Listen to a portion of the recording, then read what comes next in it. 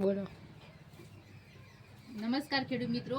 તો આજે આપણે બનાવીશું જીવામૃત। તો સૌપ્રથમ આપણે દેશી ગાયનું ગૌમૂત્ર લેશું 10 લીટર।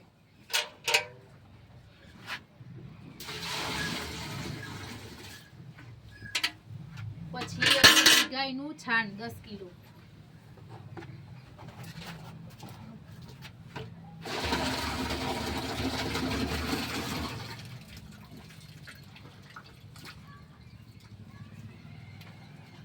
દેશી ગોળ 2 કિલો લીધેલો છે।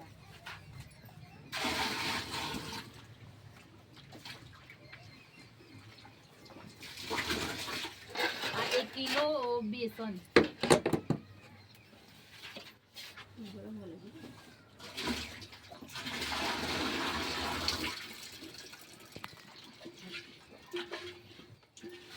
આ વડ નીચેની માટી લીધેલી છે।